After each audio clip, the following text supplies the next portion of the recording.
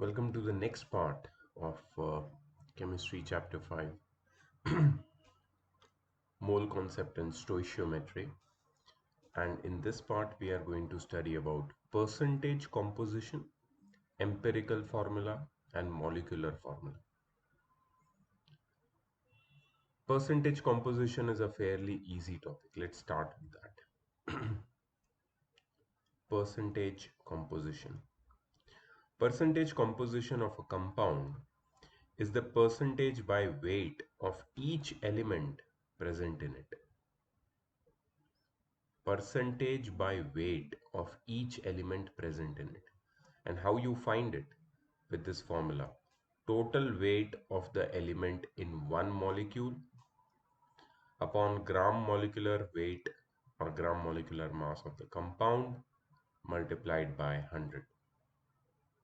Let's have a look at example and we'll understand it properly.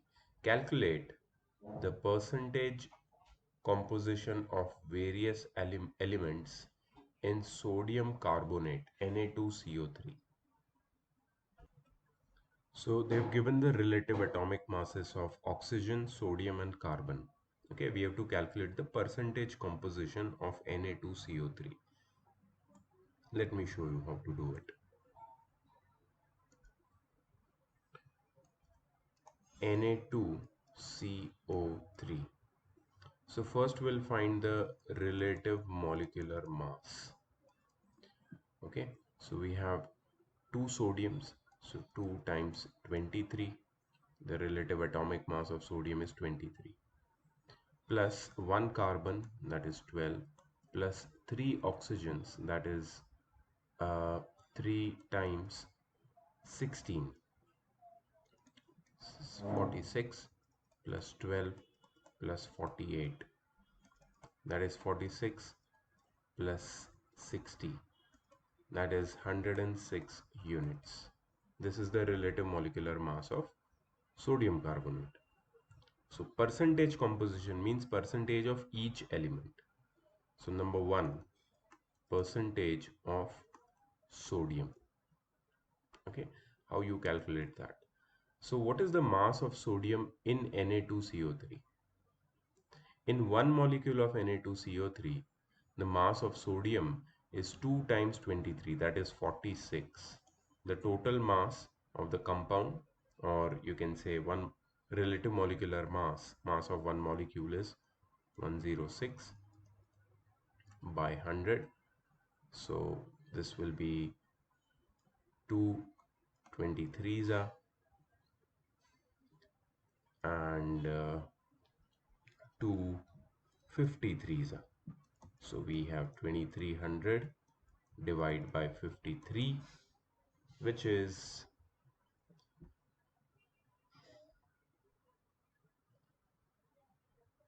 43.4%.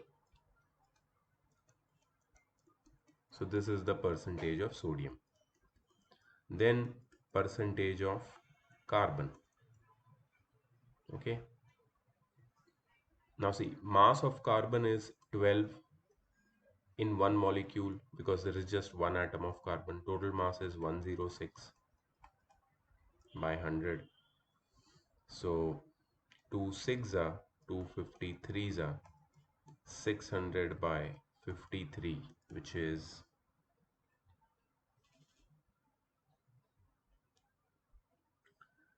11.3 percentage.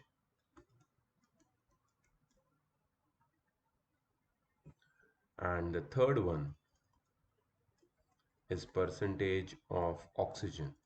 So mass of oxygen is 48 divided by 106 multiplied by 100. 224s are 253s are, so 2400 by 53, which is 45.3 percentage. Okay, so we have got all the percentage of all the elements present in the compound Na2CO3. Now what we have to do is we have to just check whether what we have done is correct or not. So what we'll do is will add the percentage of sodium, carbon and oxygen separately. That is 43.4 plus 11.3 plus 45.3. If you add them, you get exactly 100. That means your percentage composition is absolutely correct. Okay, so easy, very easy percentage composition. Chalo, let's go to the next question. Great. So see, they have done it this way, same way. It is not a different way. Okay, next. Find the percentage mass of water in washing soda crystals. Okay, percentage mass of water, Na2CO3 dot 10H2O.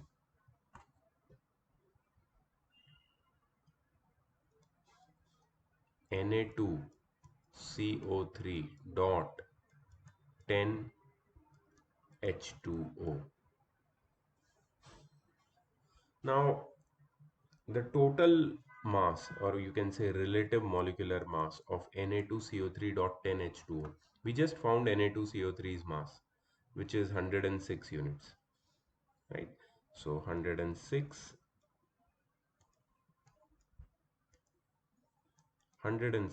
plus the relative molecular mass of water is 18, but we have 10 molecules of water. So 106 plus 180, that is 286 units. 286 units, right? Okay. Now we have to find the percentage mass of water.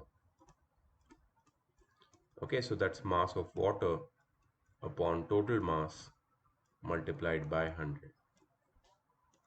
Let's calculate.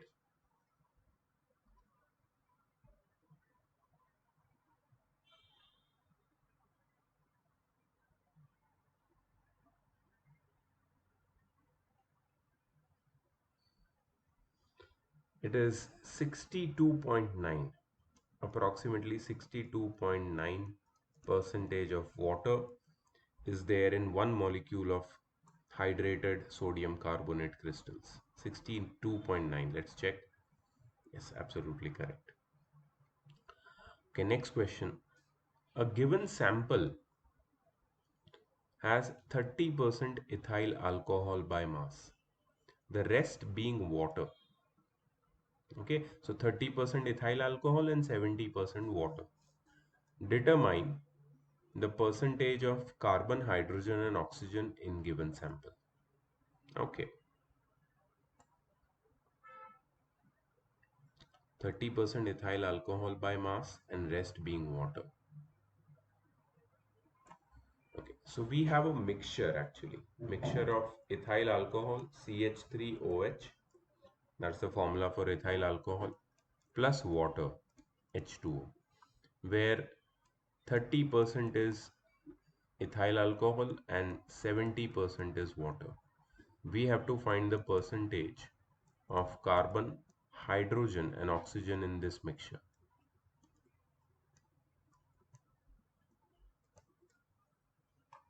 Okay, let's confirm it once. 30%. Oh, ethyl alcohol, my formula is wrong. I wrote the formula for methyl alcohol, methanol. Ethyl alcohol is C2H5OH. C2H5OH, I'm sorry for that. C2H5OH. Okay, so let's first find the relative molecular mass. Relative molecular mass of C2H5OH is equal to 2 times 12 plus 5 times 1 plus okay, so 1 times 16 plus 1 times 1. So the mass of carbon is 12, but there are 2 carbons, that's why I multiplied 2. 5 hydrogen, so 5 times 1. 1 oxygen, so 1 times 16, and 1 hydrogen, 1 times 1. So this is 24 plus 5 plus 16 plus 1. This is 24 plus 5, 29 plus 1, 30 plus 16, 46 units. And we know that relative molecular mass of water is 18 units. Okay,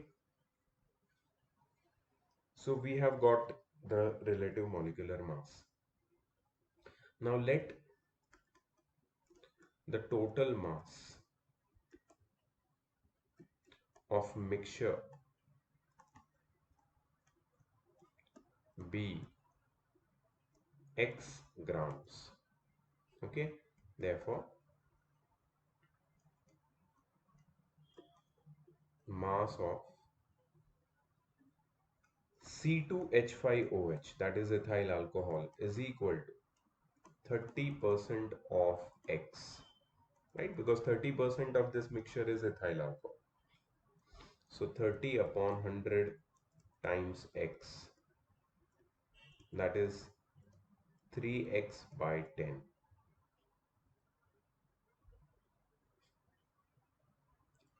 And mass of water, H2O, is 70% of X, that is 70 by 100 times X, that is 7x by 10.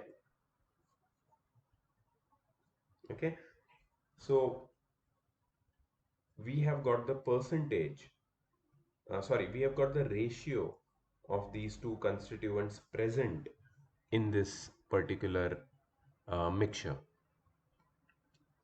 So the ratio of ethyl alcohol is 3x by 10 and the ratio of water is 7x by 10.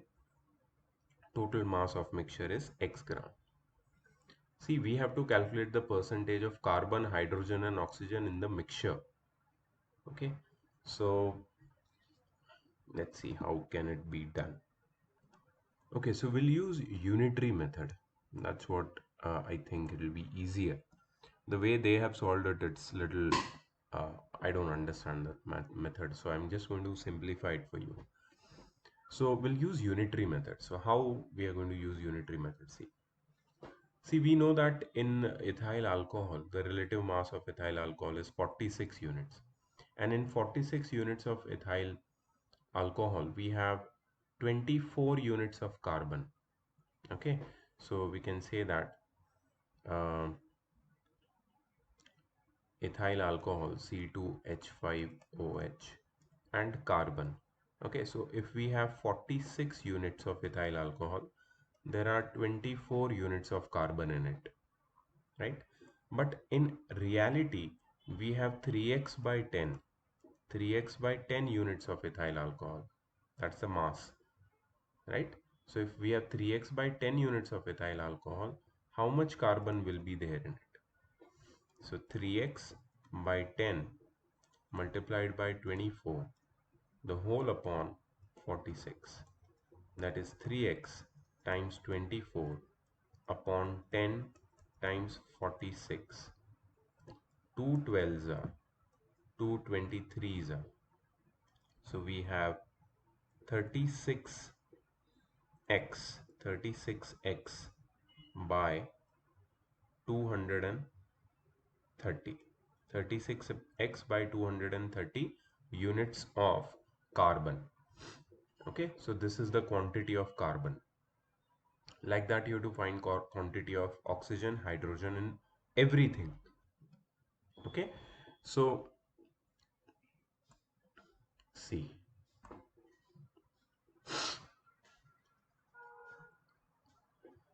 this was the first part, number one. Okay, now let's talk about number two. In C2H5OH, the quantity of hydrogen. Okay, so 46 units of C2H5OH contains 6 units of hydrogen. So 3x by 10 units of C2H5OH will contain how much hydrogen? We are yet not finding the percentage. It will take time, okay? But we will find it. So just be patient because this is a long process. So 3x by 10 times 6 upon 46. That is 3x times 6 upon 10 times 46. 2 5s are 2 3s are nothing else can be cut, right? So this will be 9x upon 46 5s are is 230, correct? So this is, you can say, the mass of hydrogen in our mixture, and in not only not in the complete mixture, only in C2H5 C2H5OH। अभी भी इसका बाकी है water का, ठीक है, वो भी कर लेंगे। जस्ट मोमेंट, ये दो हो गया, इसके नीचे करते हैं हम लोग, ठीक है। सो यहाँ पे third is I'm going to write C2H5OH and I'm going to write O over here. So 46 units of C2H5OH contains 16 units of oxygen, only one atom. So 3x by 10 will contain how much? 3x by 10 times 16 upon 46. 3x times 16 upon 10 times 46. 2 uh, 2 8s are 16, 2 5s are 10. So 24x by, so we have 46 5s are, again I think we are going to get 230. Okay, so what we have got is, we have got the mass of carbon, hydrogen and oxygen in the mixture C2H5. The question which they asked us was to determine the percentage of uh, carbon, hydrogen and oxygen in this full sample. Okay, so this is still incomplete.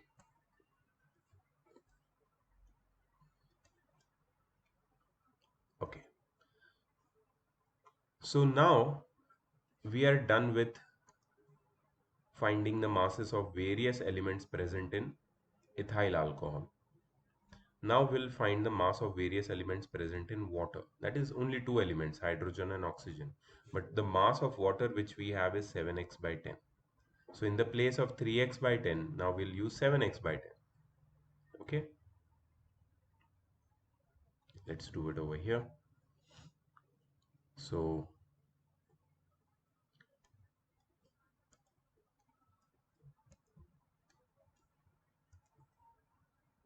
number 1,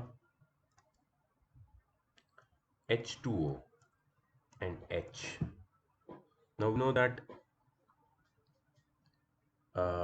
18 units of H2O contains 2 units of hydrogen.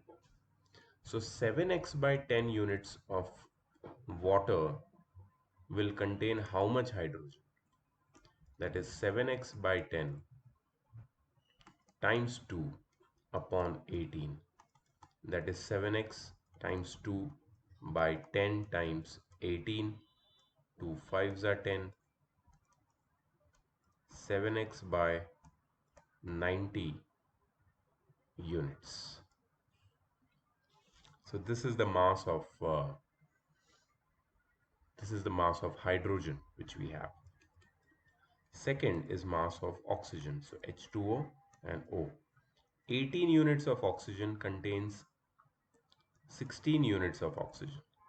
So 7x by 10 units of oxygen will contain how much oxygen? 7x by 10 times 16 by 18. So 7x times 16 by 10 times 18. 2 8s are 2 9s are, so 56x by 90 units. Okay, so this is the mass of oxygen in water, in our given sample of water. So now what we are going to do is, we are going to find the total mass of all the elements. Okay, let me just zoom out a bit and show you, because this might be a little confusing.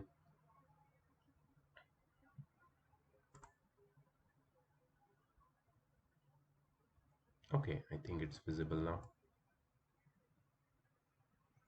Okay, now remember that the total mass of our mixture is x grams, and we have found in terms of x. Actually, these are not units, these are all grams. Okay, let me just change that. This is grams. Uh,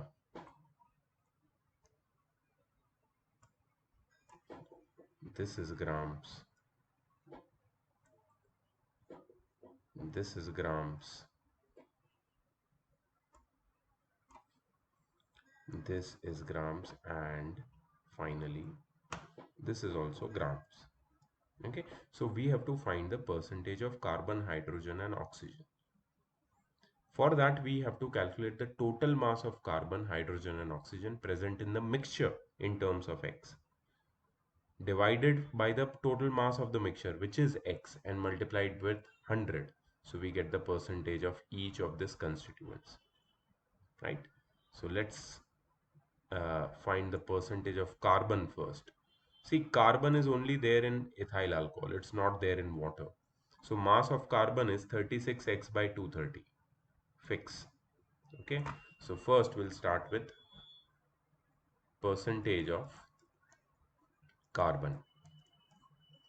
Right. That is mass of carbon upon mass of total mixture multiplied by 100. Mass of carbon is 36x by 230. 36x by 230, this is mass of carbon, upon mass of total mixture, which is x multiplied by 100. So 36x upon 230x times 100. 0, 0 gets cut over here. So we get 360 by 23, and that is 360 divided by 23 is 15.65. 15.65 percentage. So this is the percentage of carbon. Next we get percentage of oxygen.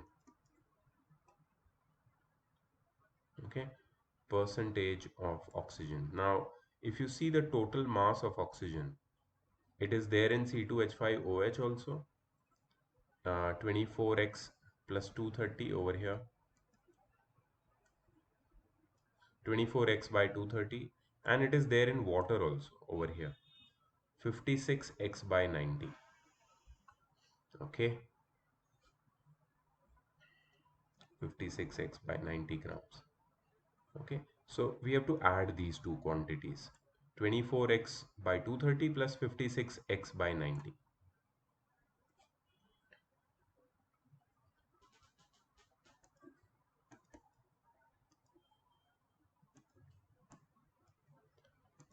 See, total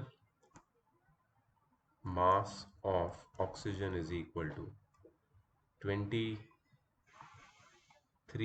by, sorry, 24x by 230 plus, in water we have 56x by 90.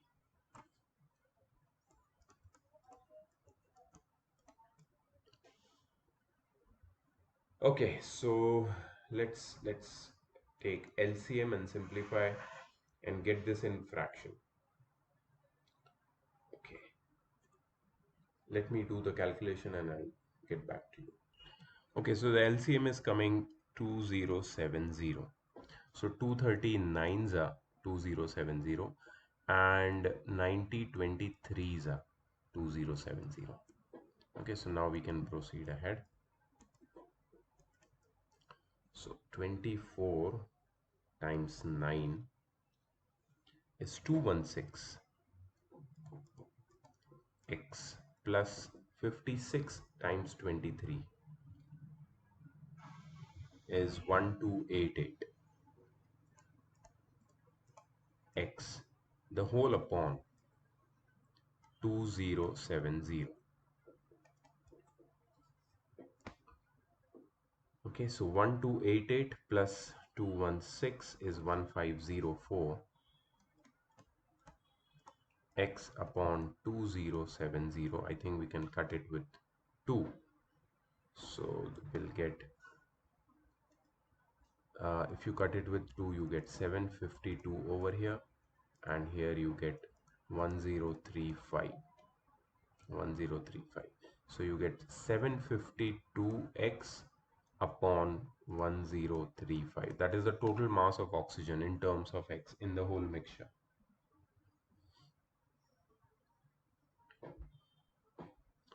So percentage of oxygen is equal to 752x upon 1035, the whole upon x, times 100. You cut x and you divide 752 by 1035 and you multiply it with 100. So you get 72.7, approximately 72.7%. This is the percentage of oxygen, right? Okay, next you have to find percentage of hydrogen. For that you have to find total mass of hydrogen, which is 9x by 230 and 7x by 90. 9x by 230 and 7x by 90.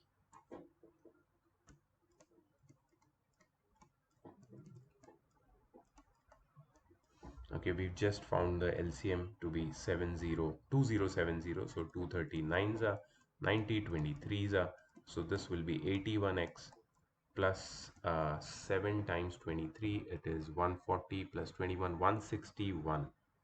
7 times 23, 161.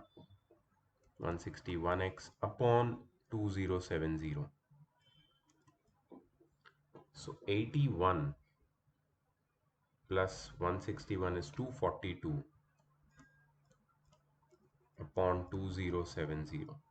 So 121x upon 1035. 121x upon 1035. Okay, so that's the total mass of hydrogen.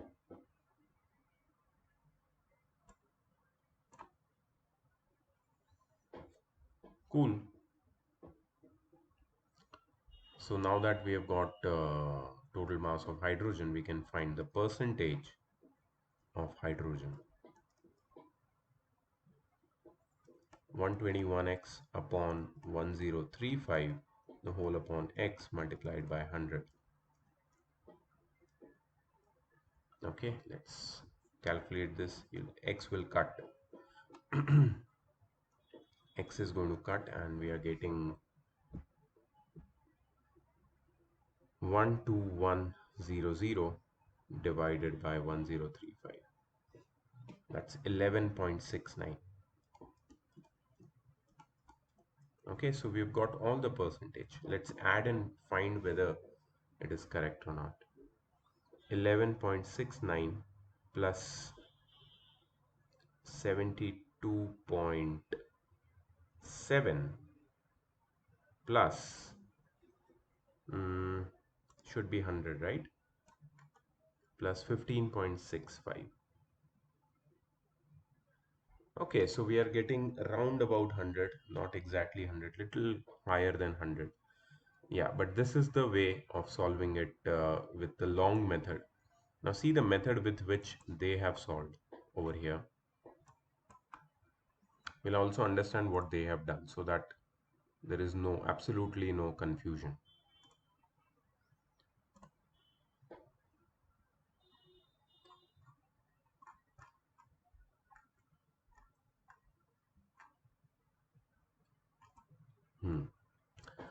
Okay, so first they have found the molecular mass of ethyl alcohol, and carbon present in 46 parts by mass of ethyl alcohol is 24 parts.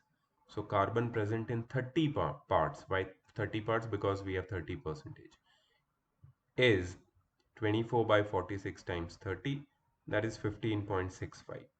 So that directly gives you the percentage of carbon. Then hydrogen and oxygen percentage they have calculated.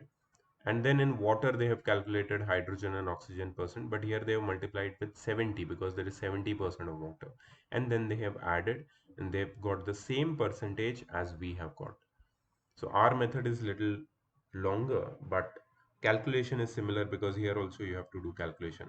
Here in my method maybe a little bigger numbers are there, but doesn't matter.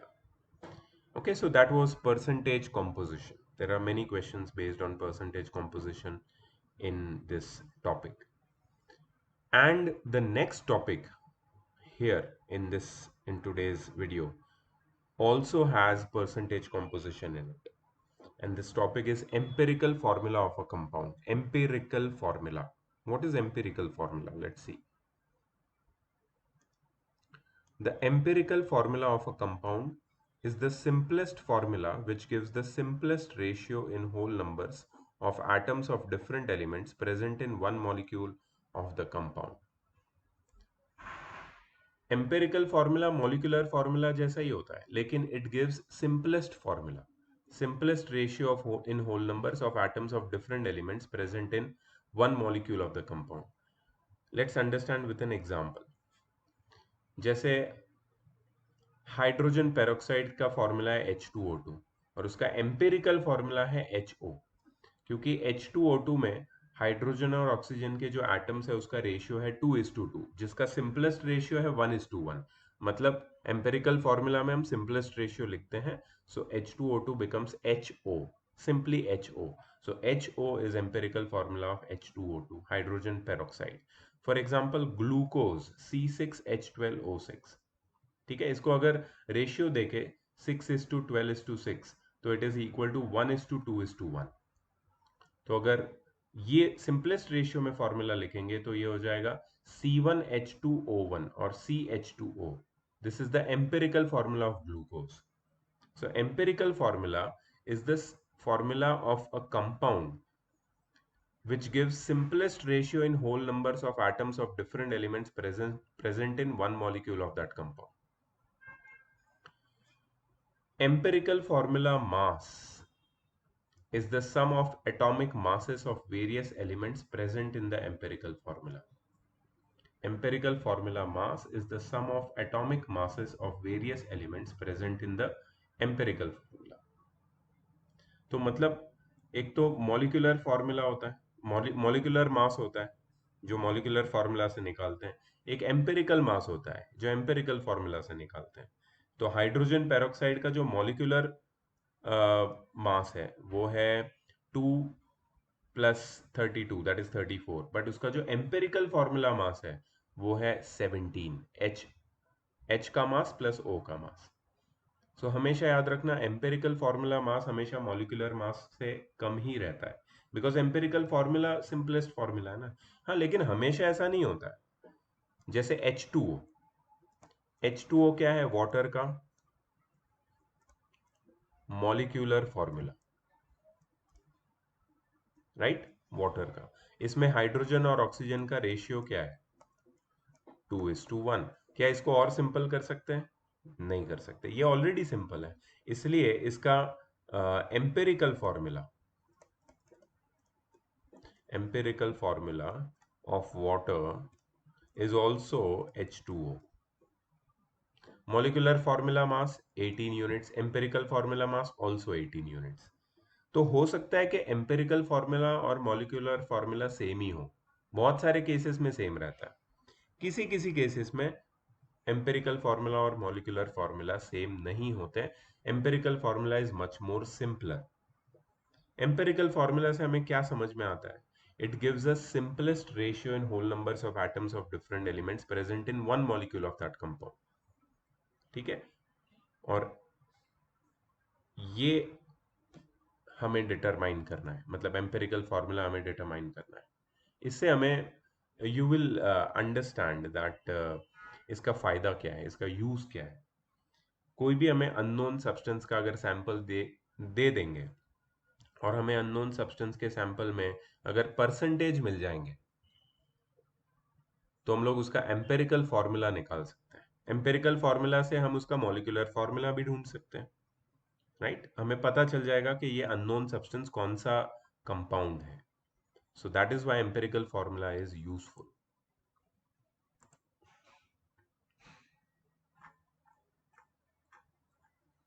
चलो let's start with this determination of empirical formula.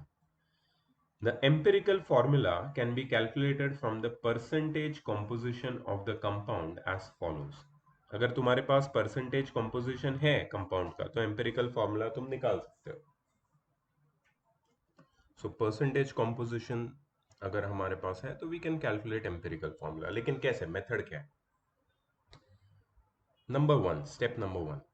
The percentage weight of oxygen, carbon or hydrogen, necessary elements in every organic compound, is sometimes not given. Hence, it is first determined by subtracting the sum of other elemental percentages from 100. तो किसी compound में oxygen, carbon या फिर hydrogen तीनों में से किसी एक का वेट अगर नहीं दिया है और वो कंपाउंड में ऑक्सीजन, कार्बन और हाइड्रोजन डेफिनेटली है, ठीक है, तो बाकी सारे जो परसेंटेज है उनको 100 से माइनस करके जो भी मिसिंग परसेंटेज है वो तुम्हें ढूंढना पड़ेगा। अब ये इतना इंपॉर्टेंट स्टेप नहीं है क्योंकि सब में ऐसा नहीं होता है कि हाइड्रोकार्बन ही आएगा तुमको, और सब में ऐसा नहीं होगा कि किसी ना किसी की परसेंटेज मिसिंग होगी। बट अगर है मिसिंग परसेंटेज, मतलब तुम्हें ये मेक श्योर करना है कि वो जो कंपाउंड है उसमें जितने भी एलिमेंट्स है सबका परसेंटेज तुम्हें पता होना चाहिए, ठीक है। Second point, the percentage weight of each element is divided by its atomic weight. Second step में क्या करना है, परसेंटेज वेट को एटॉमिक वेट से डिवाइड करना है। This gives the ratio of the number of atoms in a molecule of a compound. हम लोग एक एग्जांपल के साथ समझेंगे, ठीक है, और फिर हम लोग को सॉल्व करना है, बहुत सारे सम सॉल्व करने हैं इसके, डोंट वरी। इसके बाद थर्ड स्टेप है, if the molecule contains water of crystallization, its percentage weight is divided by the molecular weight of water, that is 18. This gives the ratio of number of water of molecules in one molecule of the compound. मतलब water of crystallization को तुम्हें separately hydrogen और oxygen के percentage में या फिर separately hydrogen और oxygen का परसेंटेज नहीं लेना है। वाटर ऑफ क्रिस्टलाइजेशन का जो रेशियो ऑफ मॉलिक्यूल्स है उसको अलग रखना है, ठीक है। To get whole number ratios of different elements and water molecules, the number obtained in the above steps are divided by the smallest number, ठीक है। And finally, the empirical formula is now derived by writing the symbols of various elements side by side with the number of atoms of each one as the subscript to the lower right of its symbol.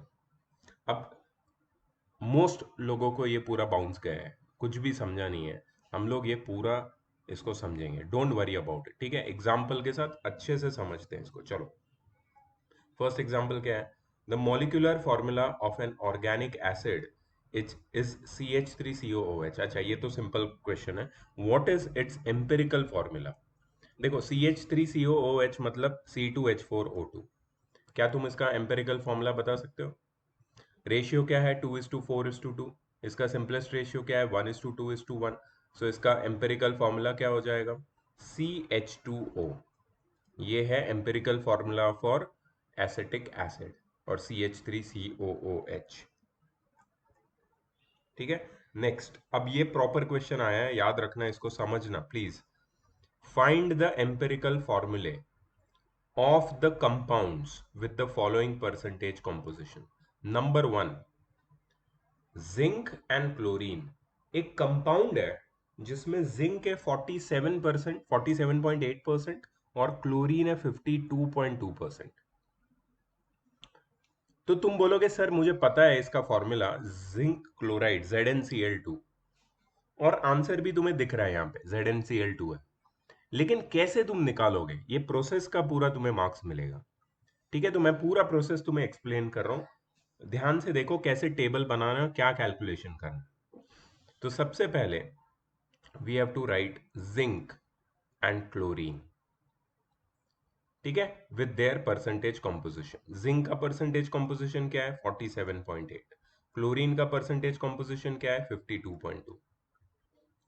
Second column में लिखना है तुम्हें, अच्छा third column बोलो, first column हो गया element का, second column हो गया परसेंटेज कॉम्पोजिशन का, थर्ड कॉलम हो गया एटॉमिक मास का।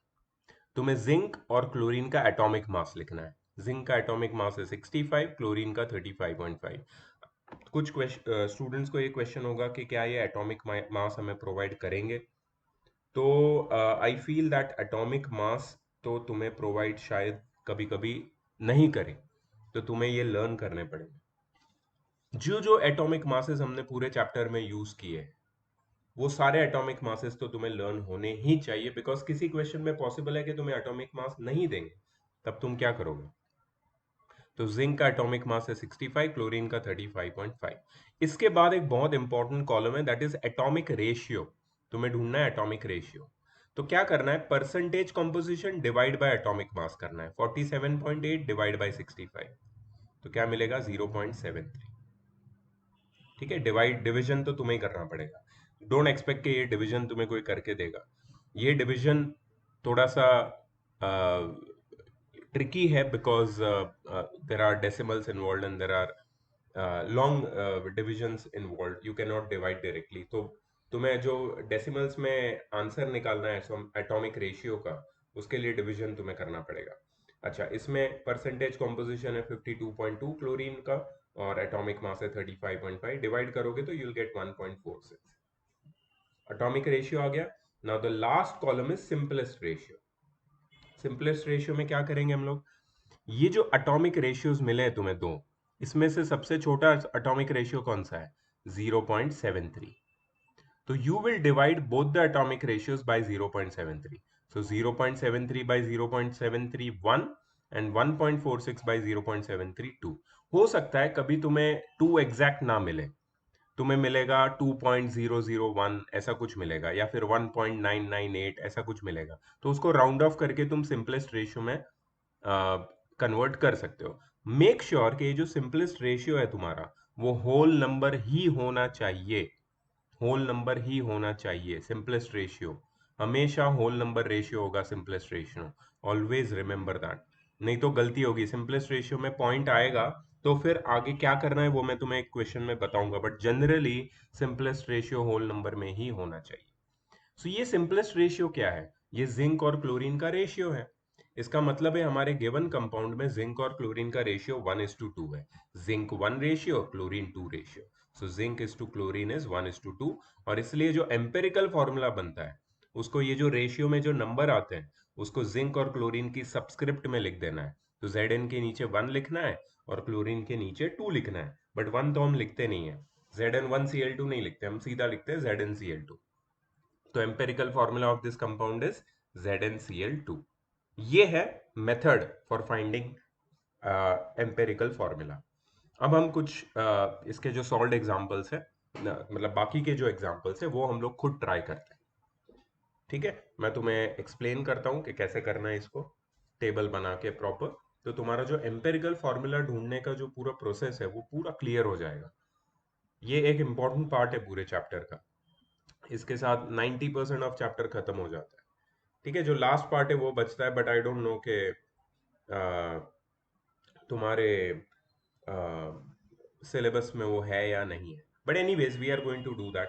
We are doing everything irrespective of reduce syllabus, so we will definitely do that. But या एम्पेरिकल फार्मूला का एक 5 मार्क का क्वेश्चन आता ही आता है, हमेशा आता है, याद रखना इसको। ठीक है, so let's do some of the solved examples which are shown over here right away.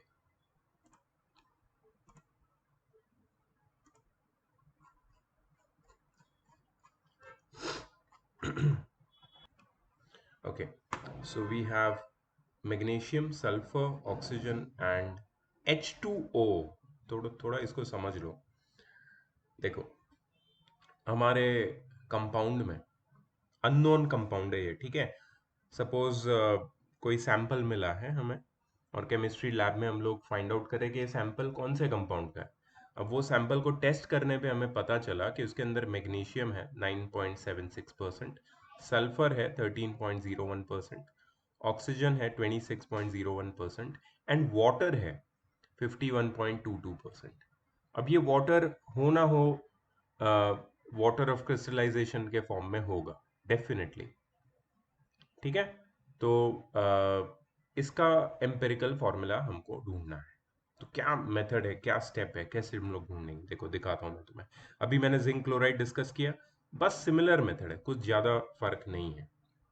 सबसे पहले बनाना है टेबल, ठीक है। टेबल की जो फर्स्ट कॉलम है उसमें होगा एलिमेंट या फिर कंपाउंड,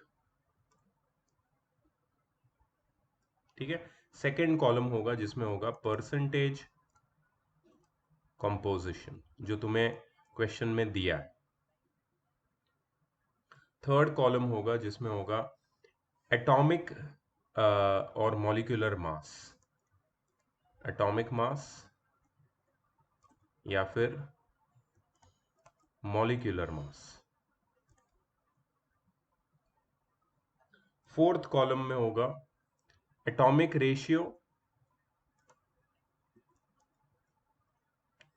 या फिर मॉलिक्यूलर रेशियो। और फिफ्थ कॉलम में होगा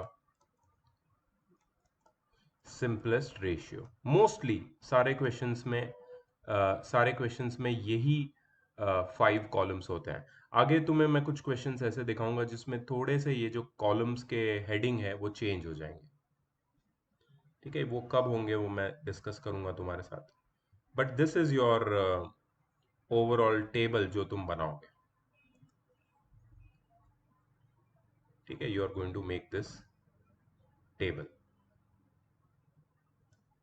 ये टेबल के लेआउट को याद रख लो, ठीक है। अभी हमारे क्वेश्चन में हमको क्या क्या दिया है, देखो। We have been given magnesium जिसका परसेंटेज है 9.76। हमको दिया है सल्फर जिसका परसेंटेज है 13.01। ऑक्सीजन दिया है हमको जिसका परसेंटेज है 26.01। एंड वाटर दिया है H2O जिसका परसेंटेज है 51.22, ठीक है। We have to find the empirical formula. सबसे पहले जो भी तुम्हारे पास एटम्स है या फिर मॉलिक्यूल्स है उसके एटॉमिक या फिर मॉलिक्यूलर मास लिख लो। तो मैग्नीशियम का एटॉमिक मास कितना है, याद है? नहीं याद है? 24 है। याद है तो बहुत अच्छी बात है। सल्फर का है 32, ऑक्सीजन का है 16, वाटर का है मॉलिक्यूलर मास 18। सिंपल, यहां तक तो कोई भी प्रॉब्लम नहीं है। हाँ, अब सारे कैलकुलेशन लास्ट की 2 कॉलम्स में। पहली बात है एटॉमिक रेशियो। तुम्हें पता है एटॉमिक रेशियो क्या है? Atomic ratio is your percentage composition divided by atomic और मॉलिक्यूलर मास। हमेशा याद रखना, मैं यहां पे लिख देता हूं, atomic ratio is equal to percentage composition upon atomic mass. Molecular ratio is also equal to percentage composition but upon molecular mass, ठीक है। तो हमें एटॉमिक रेशियो और मॉलिक्यूलर रेशियो जो है वो लिखना है। एटॉमिक रेशियो इज 9.76 बाई 24, ठीक है। इसका वैल्यू मैं लिखता हूं यहाँ पे, पहले सारे रेशियो में लिख देता हूं। 13.01 अपॉन 32, 26.01 upon 16 and 51.22 upon 18, ठीक है। So these are all your atomic ratios. तो 9.76 डिवाइड बाय 24 करोगे। देखो अगर तुम्हें कैलकुलेशन मेरे साथ साथ करना है बहुत अच्छी बात है, you can pause the video any time and do all the calculation and then check whether तुम्हारे कैलकुलेशन करेक्ट है कि नहीं। अगर तुम कैलकुलेशन की प्रैक्टिस नहीं करते हो, तुम सोचते हो नहीं नहीं इसमें तो क्या जरूरत है कैलकुलेशन की, हम लोग कर लेंगे बाद में, अभी कैलकुलेटर पे काम चला लेते हैं, तो तुम्हारी गलत फहमी है, बिकॉज एग्जाम में तुम्हें प्रॉब्लम हो सकता है, होगा ही, कैलकुलेशन की प्रैक्टिस नहीं करोगे। इससे अच्छा है कि अभी वीडियो पॉज करके जितने भी कैलकुलेशन मैंने यहाँ पे तुम्हें दिखाए हैं, स्पेसिफिकली फोर्थ कॉलम में एटॉमिक रेशियो में, वो प्लीज कर लो, साथ साथ देखने के साथ साथ कर लो, तो तुमको कोई आगे तकलीफ नहीं होगी, तुम्हें पता चल जाएगा कि see this is kind of the this is these are the kinds of calculation we have to do, थोड़ा प्रैक्टिस भी हो जाएगा तुम्हें। ठीक है, so I am just going to write the answers directly. ये आता है 0.406, ये आता है 0.406 अगेन, ठीक है, ये आता है 1.625 और ये लास्ट वाला आता है 2.84। ठीक है, तुम्हारे नंबर अगर थोड़े कम ज्यादा है तो कोई फर्क नहीं पड़ता, तुम्हें 0.406 नहीं आता है, 0.405 आता है, कोई फर्क नहीं पड़ता। लेकिन याद रखो कि इसको प्रॉपर राउंड ऑफ करके करेक्ट टू 3 डेसिमल प्लेसेस अगर ले पाओ तो ज्यादा अच्छी बात है। करेक्ट टू 3 डेसिमल प्लेसेस, तुम बोलोगे सर यहाँ तो 2 ही डेसिमल प्लेस है, हो सकता है इसको डिवाइड करके हो गया एग्जैक्ट डिवाइड 2 डेसिमल प्लेस में, तो फिक्र मत करो, जहां पे नहीं डिवाइड हो रहा है वहां पे correct up to 3 decimal place ले लो। ठीक है, अच्छा अभी सिंपलेस्ट रेशियो, सिंपलेस्ट रेशियो में मैंने क्या बोला था तुमको, सिंपलेस्ट रेशियो निकालने के लिए ये जितने भी एटॉमिक रेशियोज आए उसमें सबसे लोएस्ट नंबर कौन सा है, सबसे छोटा नंबर, इट इज 0.406, तो सारे रेशियोज को हम 0.406 से डिवाइड करेंगे। ठीक है, so it will become 0.406 divide by 0.406, यहां भी 0.406 डिवाइड बाय 0.406, यहां 1.625 डिवाइड बाय 0.406, यहाँ पे 2.84 डिवाइड बाय 0.406, सबको 0.406 स्मॉलेस्ट जो एटॉमिक रेशियो, उससे सारे एटॉमिक रेशियोज को डिवाइड करके हमें सिंपल रेशियो मिलेगा। अब पहले दो में तो कोई इश्यू ही नहीं है, ये तो 1 है। व्हाट अबाउट दिस, तो यहां पे अगर तुम इसको डिवाइड करोगे तो तुम्हें 4 के नजदीक वाली वैल्यू मिलेगी, या तो 3.99 समथिंग मिलेगा या तो 4.001 समथिंग कुछ मिलेगा। इसको राउंड ऑफ करके तुम्हें क्या लेना है, 4, मतलब इसको हमेशा याद रखो कि राउंड ऑफ होके हो सके तो होल नंबर में लाने की कोशिश करो। ठीक है, और लास्ट वाला आता है अराउंड अप्रोक्सीमेटली 7, तो ये तुम्हारे सिंपलेस्ट रेशियो आ गए। तो हो गया, फिर एम्पिरिकल फॉर्मूला बनाना इजी हो गया। देयरफॉर एम्पिरिकल फॉर्मूला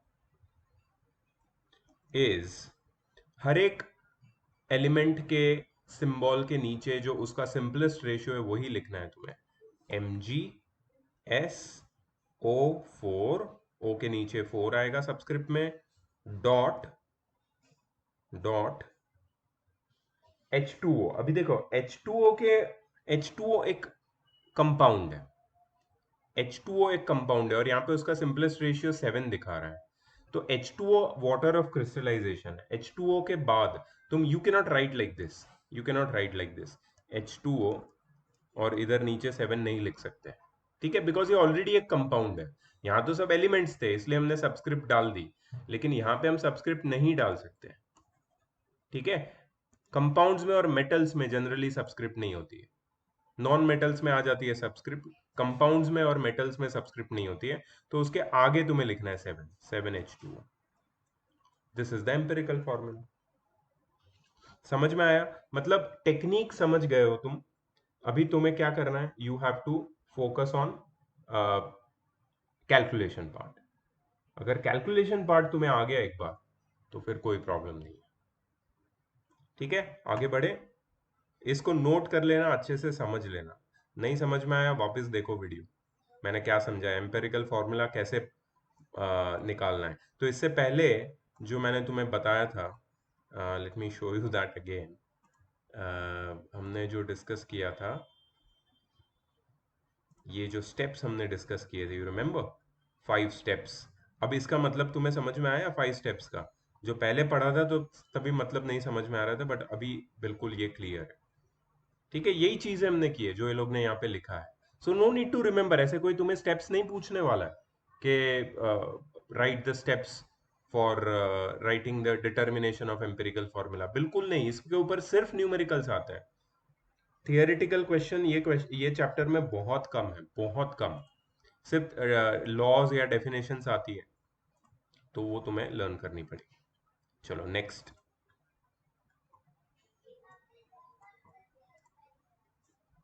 क्या है ये क्वेश्चन, देखो। An organic compound has oxygen 26.24% and hydrogen 4.92%, find its empirical formula. देखो ये जो वो लोग ने आई थिंक थर्ड पॉइंट या सेकंड पॉइंट एक बताया था कि अगर ऑर्गेनिक कंपाउंड है तो ऑर्गेनिक कंपाउंड में हमेशा कार्बन तो होता ही है और हाइड्रोजन भी होता है। यहाँ पे ऑक्सीजन दिया है और हाइड्रोजन दिया है, बट कार्बन नहीं दिया है। तो कार्बन के परसेंटेज, कार्बन के बिना तो ऑर्गेनिक कंपाउंड्स बन ही नहीं सकता, कार्बन का परसेंटेज चाहिए। प्लस तुम्हें यहाँ पे दिख रहा है कि ऑक्सीजन का परसेंटेज 26.24 है, हाइड्रोजन का परसेंटेज 4.92 है। दोनों का सम 100 होता भी नहीं। तो इसका मतलब कुछ मिसिंग है। क्या मिसिंग है? कार्बन मिसिंग है। तो पहले कार्बन के परसेंटेज निकालने पड़ेंगे हमको। Okay, so let's find the percentage of carbon. ठीक है, सो सी, ऑक्सीजन का परसेंटेज है 26.24, हाइड्रोजन का परसेंटेज है 4.92 एंड कार्बन का नहीं दिया है। ठीक है, so percentage of carbon is equal to 100 minus 26.24 plus 4.92। okay, so it comes out to be 68.84 percentage, 68.84 percentage. That is the percentage of carbon. Okay, now we have to find the empirical formula. एक बार सारे percentage मिल गए तो empirical formula फिर easily निकाल सकते हैं। सबसे पहला कॉलम क्या है? Element, element and compounds. इसमें तो कोई कंपाउंड है नहीं, सारे एलिमेंट्स हैं। सेकेंड कॉलम है percentage composition.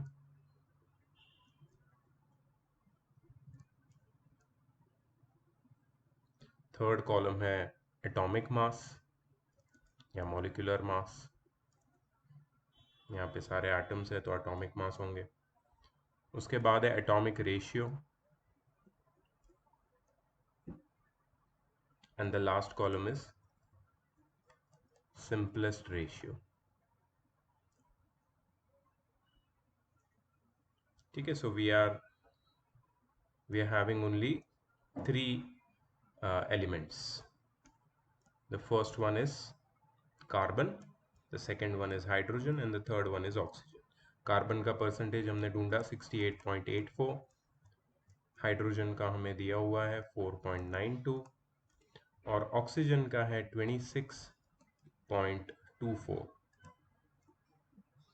Atomic mass is 12, 1 and 16. Atomic ratio is 68.84 by 12, which is 5.74. Hydrogen's atomic ratio is 4.92 by 1, which is 4.92. And the atomic ratio of oxygen is 26.24 by 16, which is 1.64. ठीक है, तो ये atomic ratios मिल गए। Now simplest ratio, which is the lowest ratio out of all these three? 1.64 is the lowest ratio. So we have to divide all the atomic ratio by 1.64. So 5.74 by 1.64, which is, yeah, this one will be a problem because this is 3.5 and this cannot be rounded off to 4. Remember 3.5 है, इसको 3.5 रखो, हम लोग इसको करते हैं settle. Then we have 4.92 divided by 1.64, which is 3. Then we have 1.64 divided by 1.64, which is 1. ठीक है? So we have this simplest ratio. Now we have to multiply 3.5 by 2 in order to change it into whole number. ठीक है? So that gives 3.5 by 2, which is 7. But if we are multiplying 3.5 by 2, all the numbers will be multiplied by 2. So this and this all will be multiplied by 2. We'll get 7, 6 and 2 over here. Okay, so the empirical formula of the compound becomes C7H6O2. C7H6O2.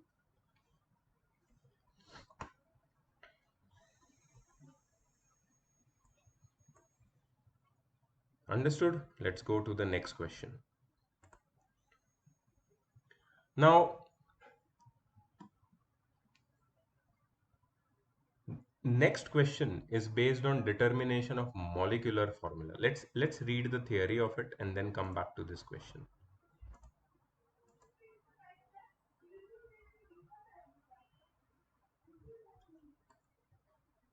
Okay. So determination of molecular formula.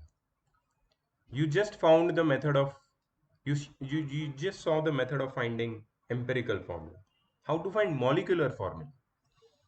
The molecular formula of a compound denotes the actual number of atoms of different elements present in one molecule of that compound. For example, molecular formula of blue vitriol, copper sulfate, pentahydrate is CuSO4.5H2. What information does it give? It is made up of 1 atom of copper, 1 atom of sulfur, 4 atoms of oxygen and 5 molecules of water of crystallization. How to find molecular formula? First, you have to calculate the empirical weight of the compound from its empirical formula. मतलब table बना के empirical formula तो करना ही पड़ेगा, निकालना पड़ेगा. वो अपना मेथड हमें पता है. empirical formula weight भी हम निकाल सकते हैं. फिर divide its molecular weight by its empirical weight which gives the number n. तो ये जो नंबर n है ये हमारा मैजिकल नंबर है, ये हमारा काम करने वाला है. रिमेंबर, और ये हमें कैसे मिलता है?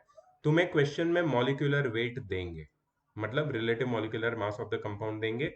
एम्पिरिकल वेट तुम निकाल सकते हो. कैसे निकालोगे empirical weight? Empirical weight empirical formula से निकलेगा. एम्पिरिकल फॉर्मूला कैसे बनेगा? टेबल से. ठीक है, तो molecular weight divided by empirical weight is the number n. n is equal to molecular weight upon empirical formula weight. ठीक है, now multiply the empirical formula by this number n to get the molecular formula. तुम्हारे empirical formula को n से multiply कर दो तो तुम्हें molecular formula मिल जाएगा. एग्जांपल देखो, empirical formula of hydrogen peroxide is HO and its empirical formula weight is 17, but its molecular weight is 34. So if you divide 34 by 17 you get 2, which is your magical number. If you multiply this 2 by this empirical formula, 2 times HO, 2 times HO, you get the molecular formula. So 2 times HO is not 2HO, it is H2O2. ये जो 2 है उसको directly तुम्हें subscript में डाल देना है. So you get the molecular formula. मतलब एक मॉलिक्यूल हाइड्रोजन पेरोक्साइड का ऐसा दिखता है H2O2. उसमें 2 एटम हाइड्रोजन के और 2 एटम ऑक्सीजन के होते हैं. ठीक है, so this is the kinds of question which we are going to have now. अच्छा, इसमें भी याद रखना कि the value of n must be rounded off to the nearest whole number. हमें राउंड ऑफ पे ही ये पूरा एम्पिरिकल फॉर्मूला का जो टॉपिक है उसमें जो फाइनल आंसर है वो राउंड ऑफ करना ही है. राउंड ऑफ नहीं किया तो फिर तुम्हें सिंपलेस्ट होल नंबर रेशियो नहीं मिलेगा. For example this question where they are asking just a moment.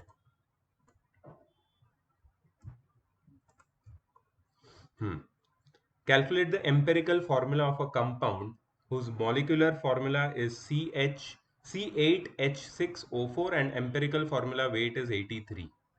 हमें एम्पेरिकल फॉर्मूला निकालना है, ठीक है। कैसे निकालते हैं देखो, सबसे पहले हमें क्या दिया है, मतलब इसमें कोई टेबल की तो जरूरत नहीं है, because there is no percentage composition और there is nothing missing, right. So इसमें तो सिर्फ हमें एम्पेरिकल फॉर्मूला ढूंढना है on the basis of this simple information. सबसे पहले इंफॉर्मेशन क्या दी है, मॉलिक्यूलर फॉर्मूला। मॉलिक्यूलर फॉर्मूला क्या है, C8H6O4। इससे हम लोग निकाल सकते हैं रिलेटिव मॉलिक्यूलर मास। 8 times 12 plus 6 times 1 plus 4 times 16, ठीक है। इसको कैलकुलेट करने पे आता है 166 यूनिट्स। अब इसका एम्पेरिकल फॉर्मूला वेट EFM या EFW, एम्पेरिकल फॉर्मूला मास या एम्पेरिकल फॉर्मूला वेट कितना है, 83। Therefore n तुम्हारा जो मैजिकल नंबर है that is relative molecular mass upon empirical formula mass और weight, that is 166 upon 83 which is 2। n की वैल्यू कितनी आ गई, 2। Now we know that molecular formula is equal to 2 times empirical formula. molecular formula is equal to 2 times empirical formula, okay. तो molecular formula हमारा है C8H6O4 is equal to 2 times empirical formula. So empirical formula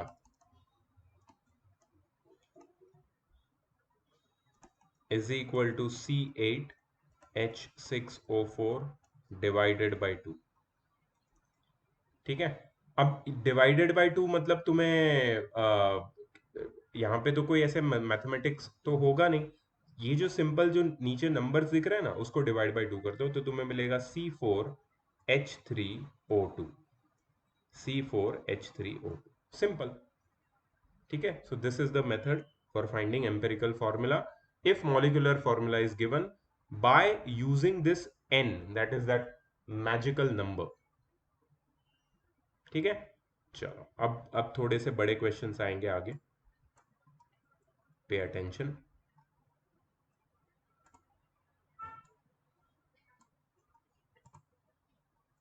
A compound is found to possess 40% carbon, 6.7% hydrogen, and oxygen 53.3%. Its molecular mass is 60. Find the molecular formula of the compound. ठीक है, ऐसे question जब तुम्हें आता है तो क्या करोगे, सबसे पहले तो एम्पेरिकल फॉर्मूला ढूंढोगे, ठीक है। एम्पेरिकल फॉर्मूला के लिए क्या मेथड है, टेबल बनाना पड़ता है। चलो बनाते हैं। सो एक कंपाउंड में है एलिमेंट्स,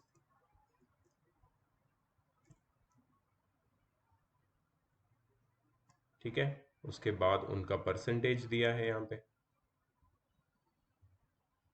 उसके बाद उनका एटॉमिक मास हम निकाल सकते हैं, उसके बाद उनका एटॉमिक रेशियो हम ढूंढ सकते हैं, और उसके बाद उनका सिंपलेस्ट रेशियो निकाल सकते हैं। तो एलिमेंट्स कौन से हैं, एक तो कार्बन है, फिर हाइड्रोजन है, और फिर ऑक्सीजन है। कार्बन का परसेंटेज है 40, हाइड्रोजन का परसेंटेज है 6.7 और ऑक्सीजन का परसेंटेज है 53.3। कार्बन का एटॉमिक मास है 12, हाइड्रोजन का एटॉमिक मास है 1, ऑक्सीजन का एटॉमिक मास है 16। एटॉमिक रेशियो ढूंढ लेते हैं, 40/12, 40/12 इज 3.3। लिखने की जरूरत नहीं है ना 40/12, चलो लिख देता हूँ यार, फिर तुम भूल जाओगे, गलती करोगे। ये मेथड तो तुम्हारे अंदर घुस जाना चाहिए completely. 40 by 12 which is 3.3. 6.7 by 1 which is 6.7 and 53.3 by 16 which is 3.3 approximately. तो इसमें सबसे छोटा नंबर कौन सा है? 3.3.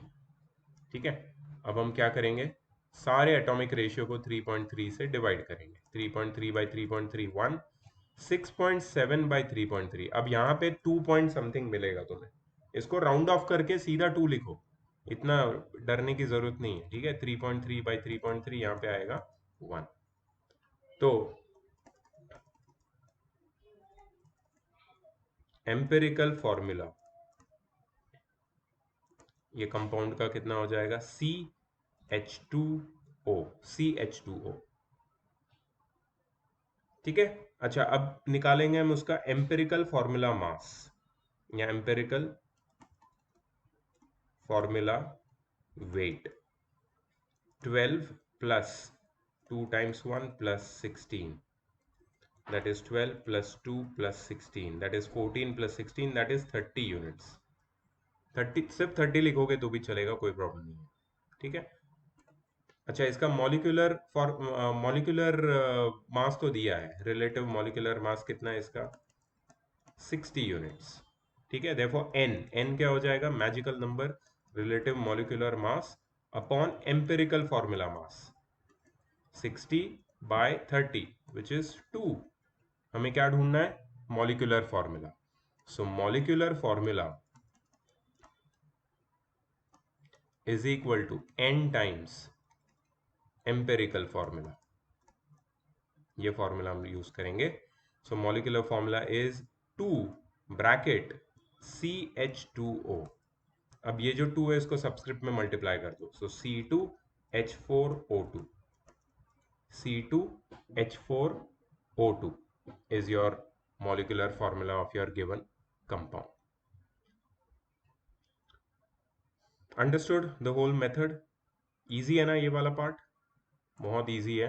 प्रैक्टिस चाहिए, इसकी प्रैक्टिस तुम्हें काफ़ी करनी पड़ेगी बिकॉज इसके क्वेश्चन अब और ट्वीक होंगे और थोड़े डिफिकल्ट होते जाएंगे question, but will cover all the types of question, ताकि तुम जब एक्सरसाइज सॉल्व करो तो तुम्हें कोई प्रॉब्लम नहीं आए. ठीक है. We have few more examples to go, 4 or 5 more, but then we are done with this part. Okay, let's go ahead.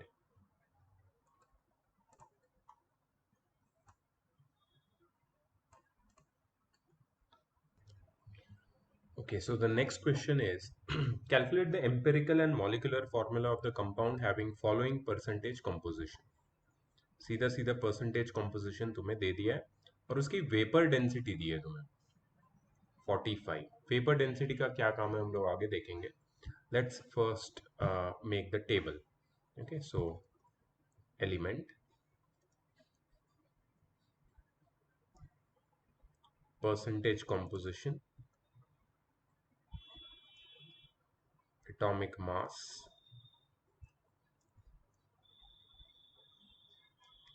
atomic ratio,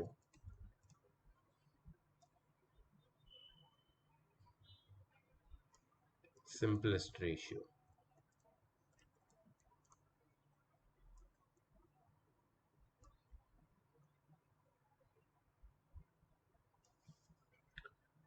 Elements are carbon, hydrogen and oxygen.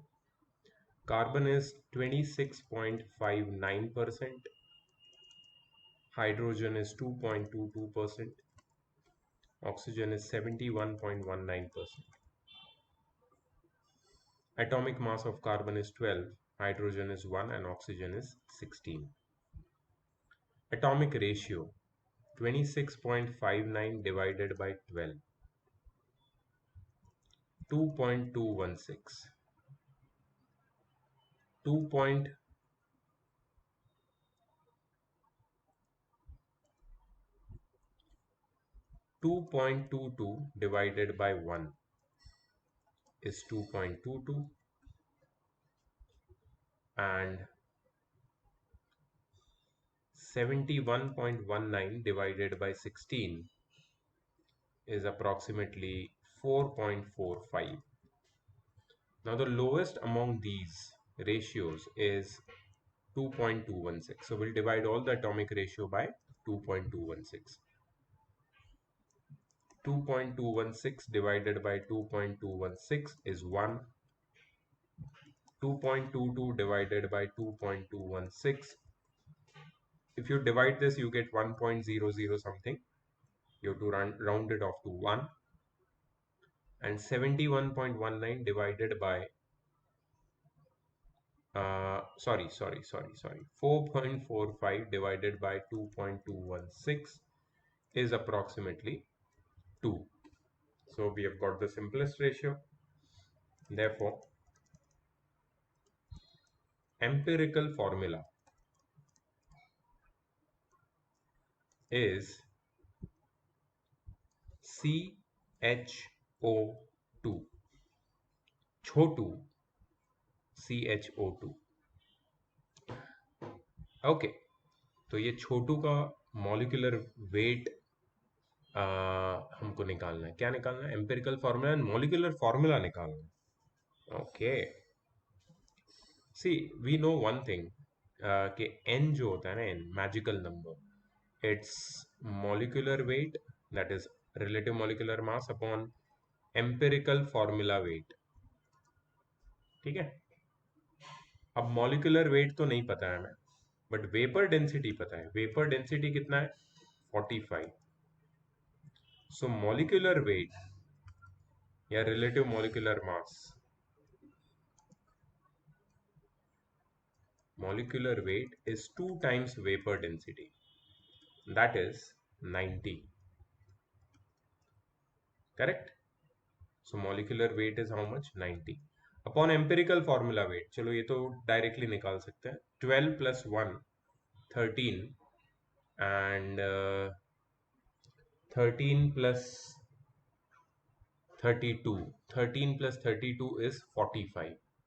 Okay, so छोटू का empirical formula weight है 45. CHO2. छोटू confuse मत हो जाना, छोटू मजाक कर रहा हूँ मैं. ठीक है. 90 by 45 is 2. So n आ गया 2. Now we know the empirical formula. We have to find the molecular formula as well. So molecular formula is equal to n times empirical formula. N is 2 times empirical formula is CHO2. Okay, इसको simplify करके लिखेंगे C2H2O4. C2H2O4. That is the molecular formula. ठीक है, easy है, समझ में आ गया तुमको एम्पिरिकल फॉर्मूला का सारा जो मेथड है. ऐसे ही क्वेश्चंस आते हैं बस. Okay, 4 more questions. Let's go and finish this. अब थोड़े से क्वेश्चन कॉम्प्लिकेट होंगे. ये तो ठीक था वैसे. वेपर डेंसिटी एक नया आया था इसमें, बाकी कुछ इतना क्वेश्चन नंबर 9 में इश्यू नहीं था. ठीक है, क्या है ये देखो. 0.5 grams of an organic compound. Okay, mass of organic compound कितना है? 0.5 grams. देखो, अगर ऑर्गेनिक कंपाउंड बोला है तो इसके अंदर कार्बन और हाइड्रोजन तो होंगे ही, डेफिनेटली होंगे. लेकिन बोला है ऑक्सीजन भी है, तो मतलब ऑर्गेनिक कंपाउंड में CHO तीनों है. Contains 0.062 grams of hydrogen. Hydrogen कितना है? 0.062 grams. ठीक है. उसके बाद है 0.25 grams of oxygen. 0.25 grams of oxygen. ठीक है. कार्बन दिया है? नहीं दिया है. तो कार्बन कितना होगा? कार्बन का जो मास होगा दैट इज पूरे ऑर्गेनिक कंपाउंड का mass minus the total mass of hydrogen plus oxygen. ठीक है, इसको सॉल्व कर लेंगे तो हमें मिलेगा 0.188 ग्राम्स. ये हो गया मास ऑफ कार्बन. ठीक है, तीनों मिल गया, हाइड्रोजन, कार्बन और ऑक्सीजन. ऑर्गेनिक कंपाउंड है तो कार्बन तो होना ही चाहिए. कार्बन दिया नहीं था तो हमने ढूंढ लिया. ठीक है. In the vapor state, the compound weighs 32 times as heavy as the same volume of hydrogen. ये बहुत important statement दिया है वो लोगों ने to confuse you. In the vapor state, the compound weighs 32 times as heavy as the same volume of hydrogen. Mass of volume V of hydrogen, sorry, volume V of a gas upon mass of volume V of hydrogen is equal to vapor density. मतलब ये क्या दिया है पता है वो लोग ने? वेपर डेंसिटी दी है. ठीक है, सो वेपर डेंसिटी इज 32, क्योंकि 32 टाइम्स हैवी है ना, हैवियर है ना, तो वेपर डेंसिटी 32 हो जाएगी. If you put it in this 32 in the formula which I just told you, you will get vapour density as 32. ये तो सिर्फ नंबर है प्योर, कोई यूनिट नहीं है. Determine the molecular formula.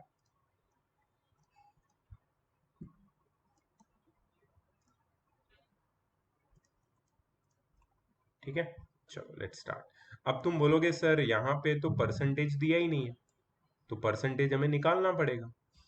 लेकिन मैं तुम्हें एक तरीका मेथड बताऊंगा जहां पे तुम्हें सीधा मास दिया है, अगर मास, तो हम मास से काम कर सकते हैं, परसेंटेज निकालने की जरूरत नहीं. ठीक है, तो मतलब ये एक नई टेक्निक मैं तुम्हें बता रहा हूं जहां पे you can find the empirical formula as well as molecular formula with that table method, but in that you don't require percentage. Interesting ना? चलो देखते हैं कैसे करना है. Element. First column is element, second column is mass in grams, third column is atomic mass, fourth column is number of atoms, fifth column is simplest ratio.